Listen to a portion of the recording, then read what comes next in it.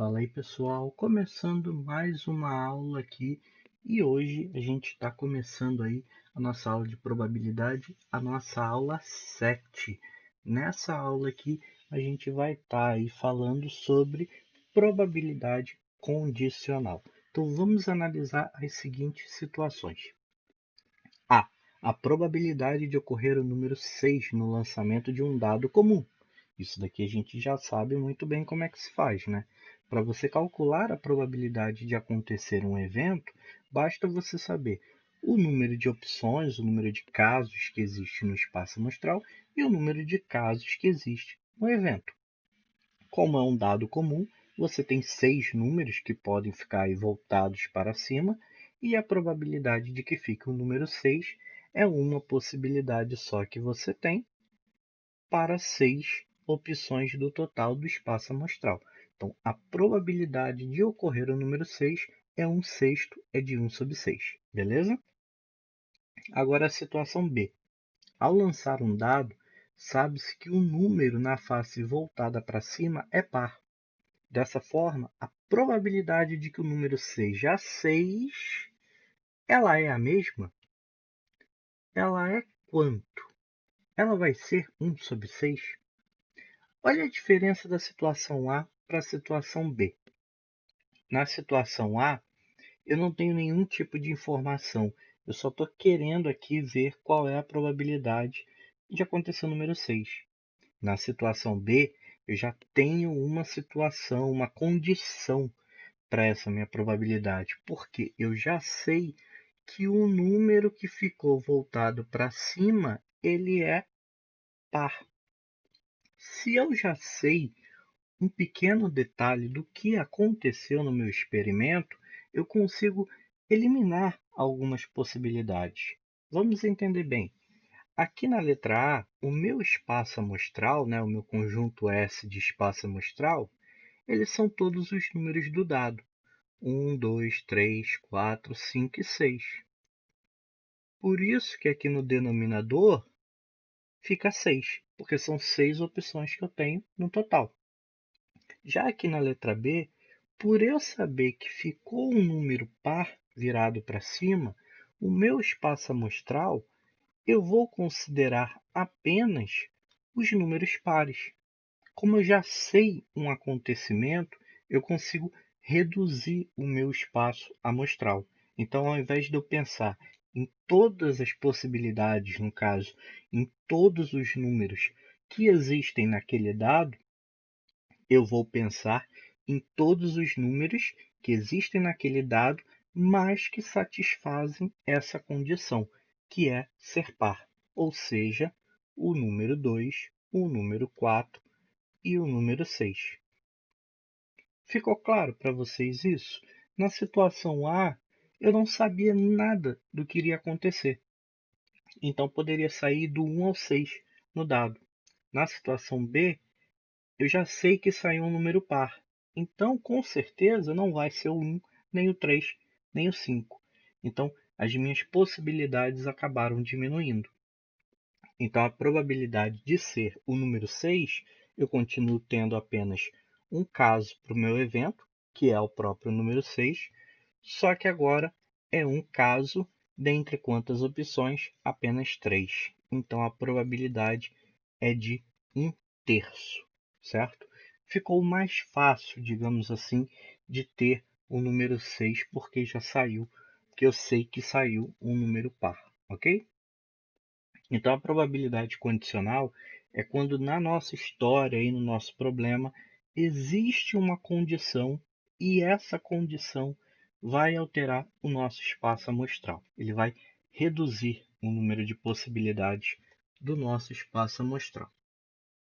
Exemplo: retirando ao acaso uma carta de um baralho comum e sabendo que ela é da cor vermelha, qual a probabilidade dessa carta ser de copas? Bom, se eu não soubesse de nada, eu iria dizer que o meu espaço amostral, por ser um baralho,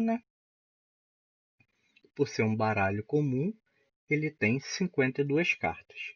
Mas por eu saber que é da cor vermelha, eu não vou considerar as 52 cartas. Eu vou considerar apenas as cartas vermelhas.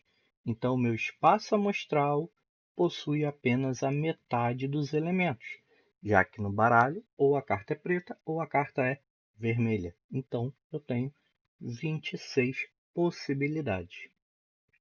E dessas 26, eu quero saber a probabilidade de ser copas, ou seja, o meu evento, que eu vou chamar de A, é uma carta de copas. E quantas cartas de copas tem no baralho? São 13, né? Cada naipe tem 13 cartas. Então, a probabilidade de acontecer esse evento é de 13 sobre 26, ok? Então, você percebe aí que ter uma condição no problema sempre vai alterar o espaço amostral. Eu não vou pensar em tudo de forma geral. Eu vou pensar em tudo de acordo com a condição dada. Então, ao invés de ser, como a gente já fez, tem outros exemplos, né? 13 sobre 52 foi 13 sobre 26, porque eu apenas estou olhando agora as cartas vermelhas, porque eu já sei que saiu uma carta vermelha, ok? Então, a probabilidade de um evento A acontecer tendo ocorrido um evento B, e a gente vai representar assim, tá?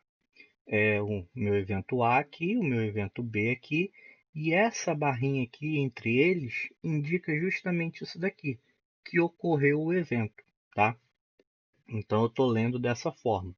A probabilidade P de A tendo ocorrido B, basta eu saber o número de elementos da interseção entre o A e o B, ou seja, o número de elementos que fazem parte dos dois eventos ao mesmo tempo. Pensando no exemplo anterior, né, que foi 13 sobre 26, eram 13 cartas, o quê? Vermelhas e de copas. Tá? Então você vê aqui que fazia parte dos dois conjuntos. Ela tanto era vermelha quanto era de copas. E sobre o número de elementos do meu evento aqui, B. Esse evento B é justamente a condicional, a minha condição. No exemplo anterior, a condição é que fossem cartas vermelhas. E o número de cartas vermelhas é justamente 26, ok? Então, a gente tem essa expressão aqui que eu posso utilizar para estar calculando aí a probabilidade condicional, o número de A interseção com B dividido pelo número de B, ok? Mas vocês viram que pelo exemplo que eu fiz anteriormente, você não precisa muito se ligar tanto assim em fórmulas em grande parte das questões. Algumas sim pode ser útil a gente utilizar essa nossa relação, ok? E eu também posso reescrever essa expressão da seguinte forma. Vamos dividir tanto o numerador quanto o denominador aqui da minha fração pelo espaço amostral, né? Pelo número de elementos do espaço amostral. Como assim? Fazer isso daqui, ó. O número de A interseção com B dividido pelo número de elementos do espaço amostral. Isso daqui tudo dividido pelo, embaixo, o número de elementos do B, dividido pelo número de elementos do espaço amostral. Ok? Então, estou dividindo aqui a parte de cima e a parte de baixo pelo número de elementos do espaço amostral. Eu posso fazer isso porque é a simplificação de uma fração, né? Vamos pegar aí, só para ilustrar, se eu tenho 2/6, simplificar é dividir em cima e embaixo pelo mesmo número, né? Posso dividir por 2 e vai dar a mesma quantidade. Opa, que eu avancei aqui.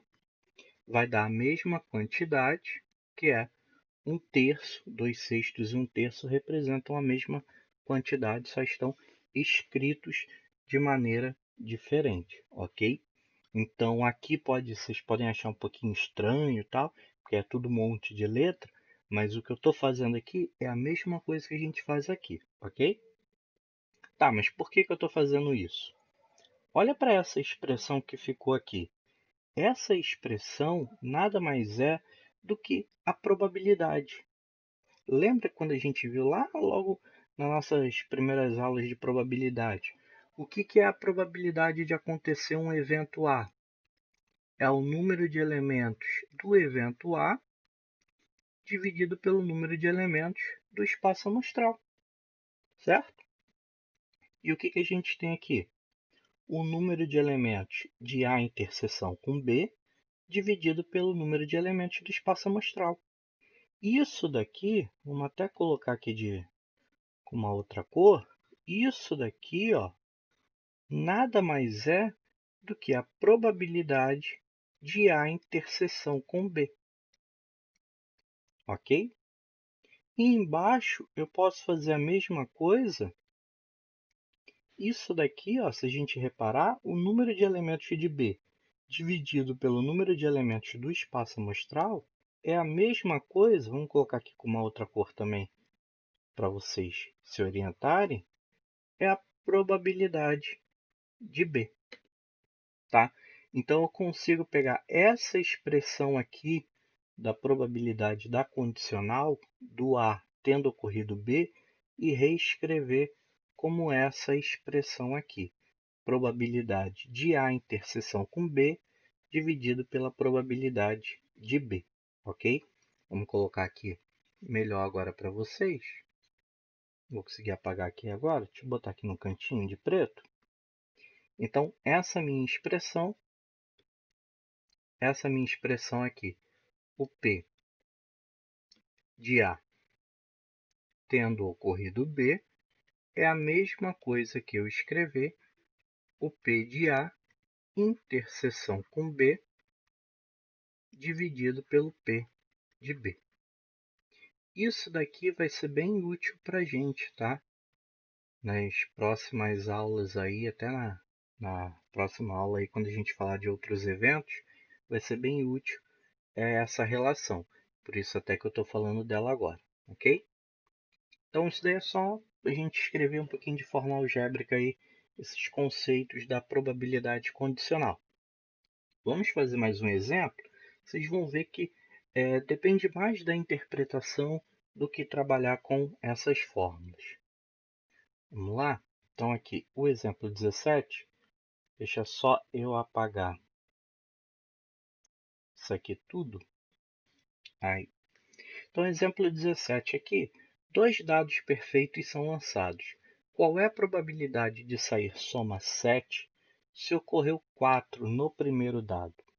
Bom, o que acontece? Vamos voltar aqui para o vermelho. O que acontece? Se eu já sei que ocorreu 4 no primeiro dado, essa daqui é a minha condicional, é a condição dada pelo problema.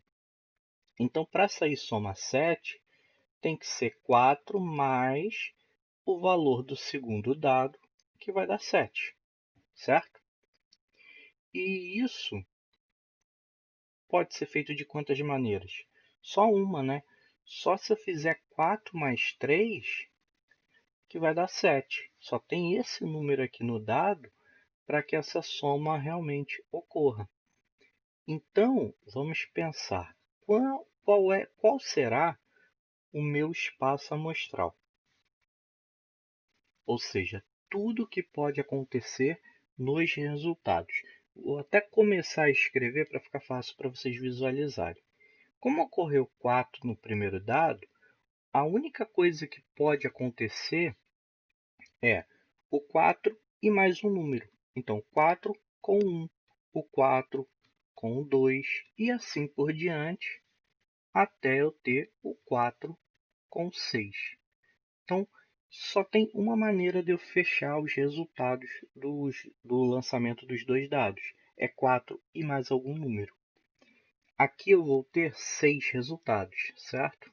Então, aqui na realidade eu estou escrevendo o espaço amostral. E aqui do lado eu coloco o número de elementos do espaço amostral. Agora, o evento, vamos chamar de evento E, ou então não, vamos chamar de evento A mesmo, ele é justamente a soma ser 7. Opa, que eu avancei aqui de novo. Quando que a soma vai ser 7? A soma vai ser 7, aí eu poderia ter 6 com 1, 5 com 2, né? Eu tenho vários resultados possíveis.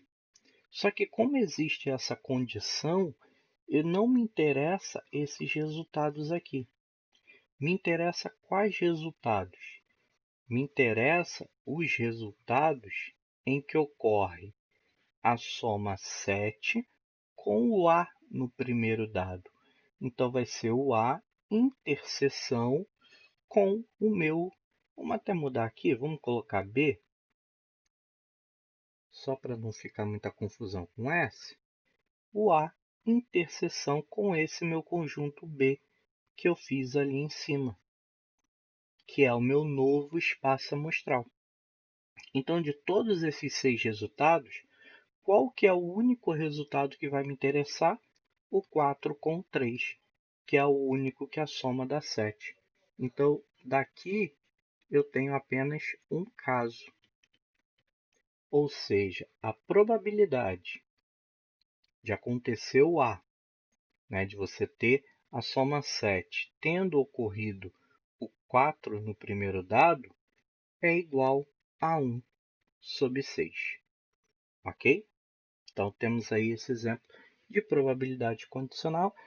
Ela é bem simples, tá? Não é tão complicado, não. A gente vai fazendo mais exemplos, se necessário, nas próximas aulas, mas o básico aí para a gente revisar probabilidade condicional é esse.